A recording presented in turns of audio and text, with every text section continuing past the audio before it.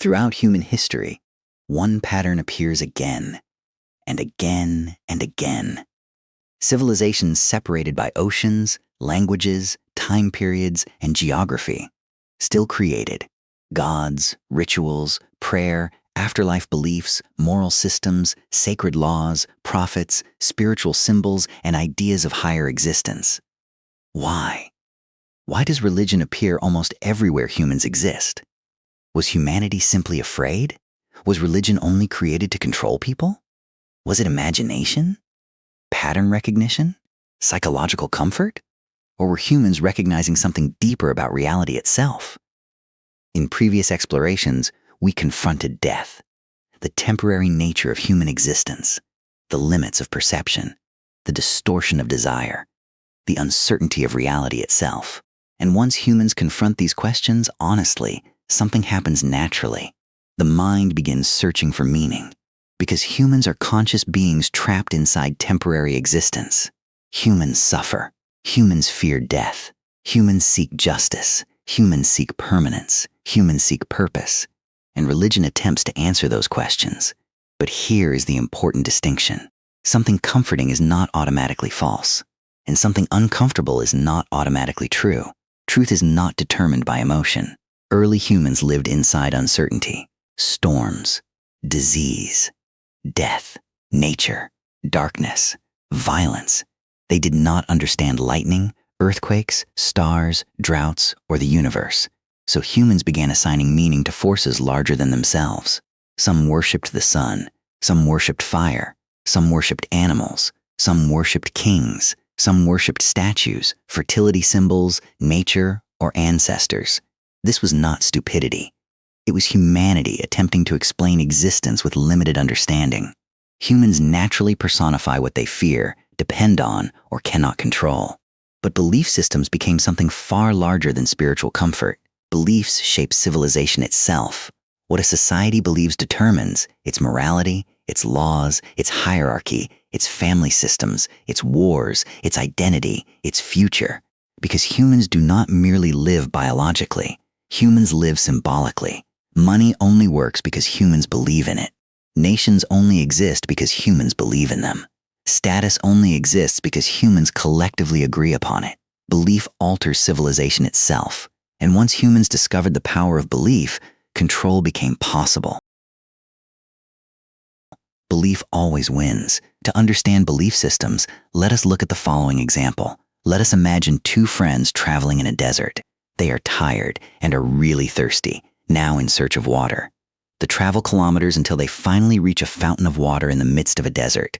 Now, since only they noticed it, they place a rock near the spot to maybe remember or track or use the water later. Let's say they forget and move on.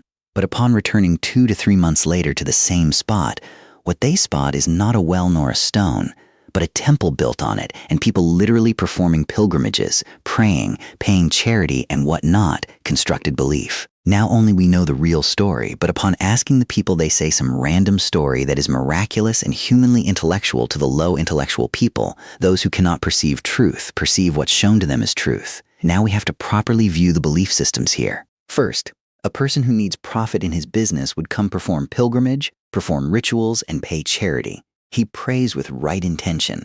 After a few days, he finds out he got profitable. The most obvious thing he would do next would be thank the stone by calling it miraculous, and only due to its help was he able to make profit. Now, secondly, another similar case. But here, imagine the man makes a really deep loss. The most obvious next thing that would happen is he will ask forgiveness for not praying correctly, performing the rituals incorrectly, or paying less in charity, or he will self-analyze and make sure the glory of the stone remains, and the society would also cheer him for the next time. Here, only the travelers who placed the stone, only they, know the stone for what it actually is. Here we can clearly see how belief systems work. That is a main reason of why belief systems should align with truth rather than assumptions, falsehood, or any other advice. Throughout history, rulers understood something extremely important. If you control belief, you control people. Kings used divine authority. Empires used religion. Priests used fear. Governments used ideology. Tribes used identity. Because humans will sacrifice themselves for beliefs more easily than for logic. This is where corruption enters, not because spirituality itself is automatically false, but because humans corrupt everything they touch. Politics becomes corrupted, science becomes corrupted, economics becomes corrupted, relationships become corrupted, and religion can become corrupted too. This creates confusion, because humans often confuse human corruption with truth itself.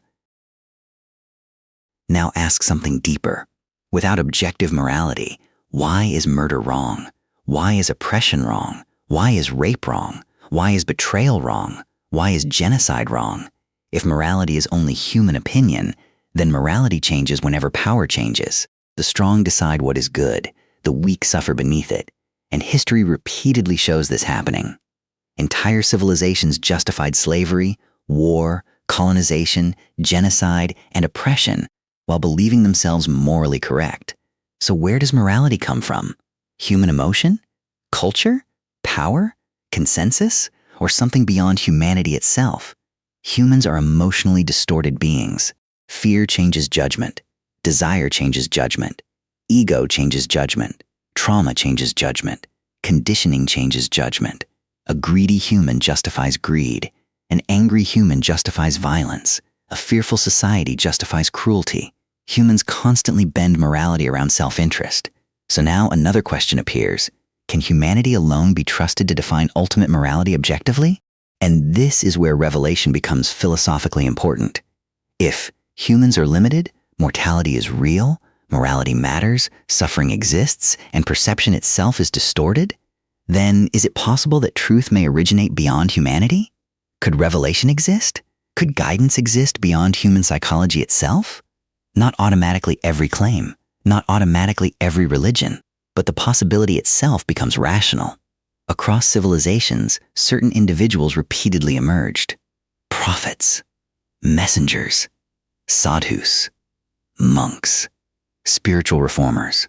Many challenged corruption. Many challenged kings. Many challenged greed, tribalism, injustice, and ego. Some were frauds. Some manipulated people. Some became corrupted by power.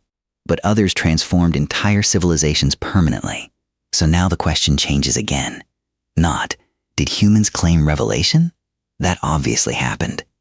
The real question becomes, which claims were false and which may have contained truth? Over time, something repeated across civilizations. Humans seeking truth and humans seeking control became mixed together. Some people genuinely searched for meaning, justice, morality, and higher truth. Others discovered something else. Belief controls civilizations.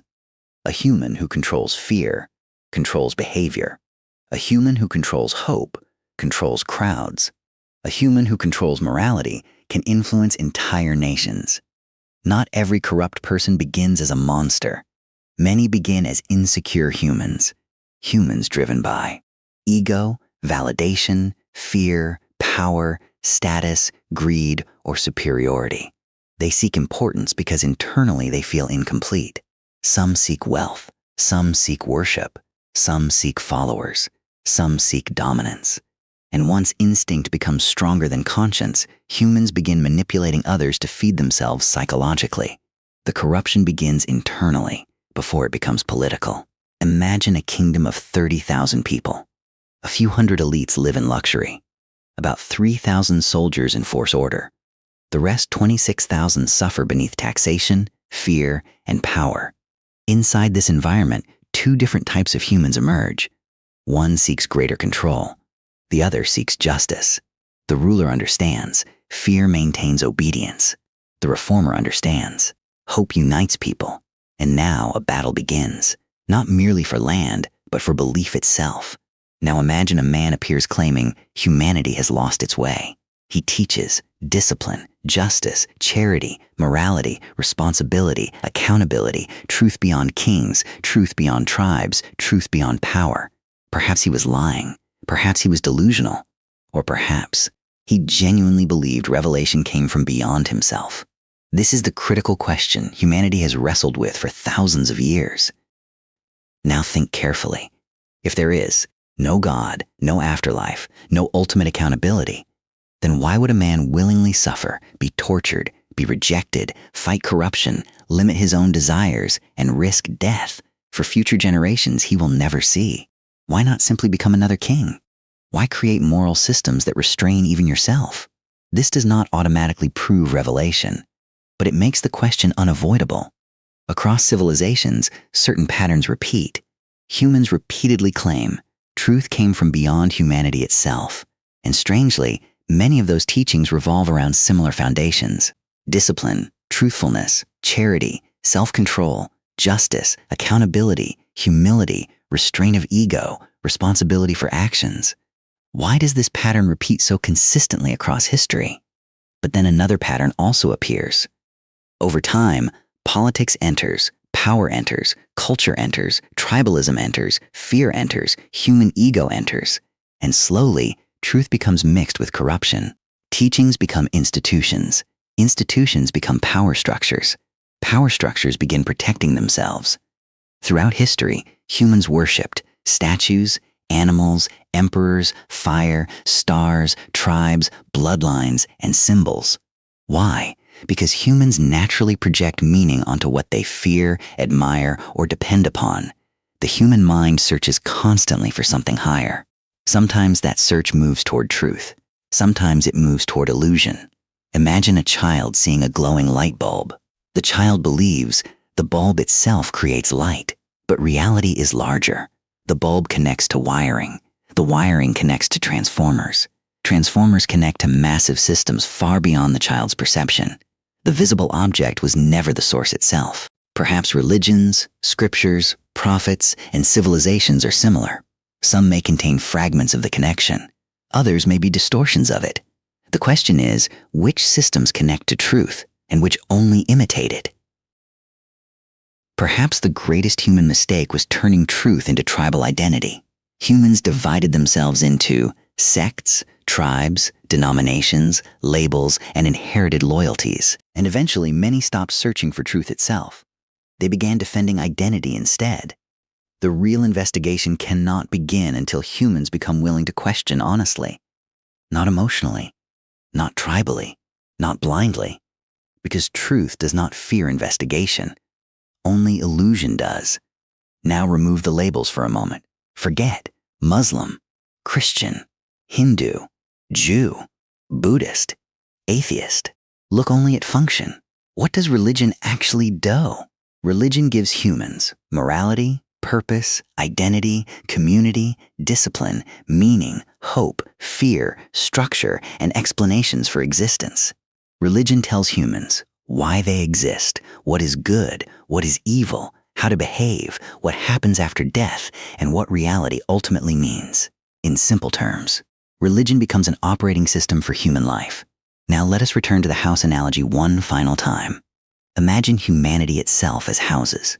Different sizes, different colors, different cultures, different appearances, different languages, different traditions. Some houses look luxurious from outside. Some look broken. Some appear modern. Some appear ancient.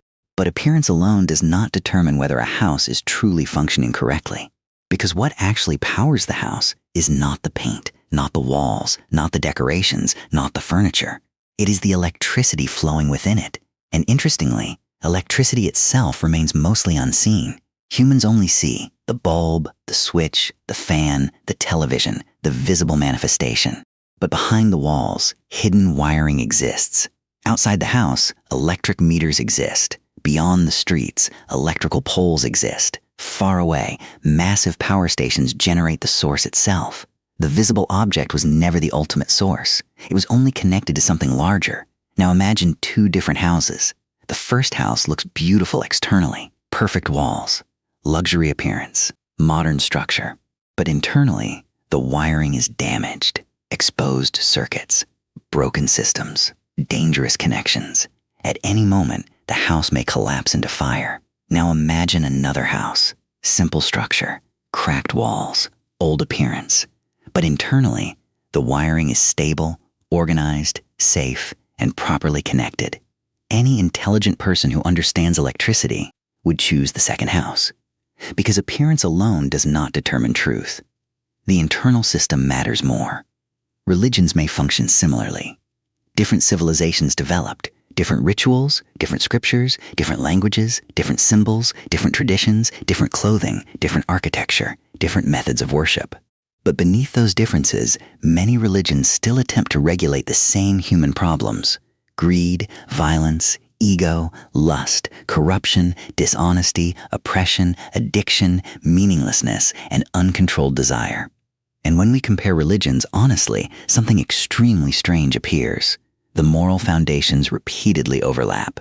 Murder is condemned, stealing is condemned, dishonesty is condemned, betrayal is condemned, oppression is condemned, helping the poor is praised, self-control is praised, respecting parents is praised, charity is praised, justice is praised. Across Islam, Christianity, Judaism, Hinduism, Buddhism, and many ancient civilizations, similar moral structures repeatedly emerge. Adultery becomes sinful, robbery becomes sinful, false testimony becomes sinful, corruption becomes sinful, uncontrolled desire becomes dangerous. Why? Why do civilizations separated by thousands of years repeatedly arrive at similar moral conclusions?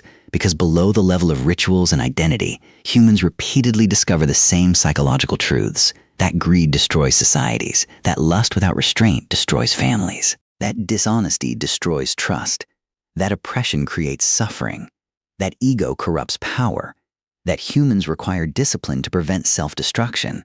This is where religions begin appearing similar. But this does not mean all religions are identical, because now we move farther back in the analogy. Closer to the electric meter, closer to the electrical poles, closer to the source itself. And suddenly, major differences begin appearing. Different religions describe God differently. Different religions describe prophets differently. Different religions describe salvation differently. Different religions describe the afterlife differently. Different religions describe ultimate reality differently. Some believe in one God. Some believe in multiple gods. Some believe existence itself is divine. Some believe enlightenment is the goal. Some believe salvation is the goal. Some believe karma governs reality. Others believe divine judgment governs reality. So while many religions overlap morally, they begin conflicting metaphysically. The house wiring may appear similar, but the explanation of the ultimate power source becomes different. And this is where the real investigation finally begins. Are religions identical? Clearly they are not. The deeper question becomes, which systems remained closest to truth? Which teachings became distorted? Which beliefs were modified by politics, power, culture, fear, tribalism, and human ego? Because throughout history, humans repeatedly corrupted systems for control. Kings used belief to maintain authority. Empires used religion to unify populations. Priests sometimes sold fear. Institutions protected themselves. And humans often defended identity instead of truth. But at the same time, many righteous reformers also appeared. Humans who challenged corruption. Humans who sacrificed comfort, status, wealth, and safety to preach morality, discipline, justice, truth, charity, and accountability. So now humanity stands between two possibilities. Either religion is entirely human invention born from fear, survival, psychology, and social control. Or humanity repeatedly encountered fragments of something real, but distorted them through politics, tribalism, power, culture, and time. And perhaps both happened simultaneously. Because truth itself may exist, while humans continuously corrupt it. And that leads us to the next investigation. Not blind belief, not blind rejection, but honest examination. The search for truth does not end when humans choose a label. It begins when humans become willing to question the label itself. So perhaps religions are neither entirely false, nor entirely untouched by human corruption. Perhaps humanity repeatedly searched for something real, while simultaneously distorting it through power, fear, politics, ego, tribalism, and time. And if that is true, then the next step is unavoidable. Not blind belief, not blind rejection, but investigation. Because before accepting any religion as truth, humanity must first confront the contradictions, the inconsistencies, the divisions, the alterations, and the human fingerprints left upon them throughout history. Next, the inconsistencies within religion.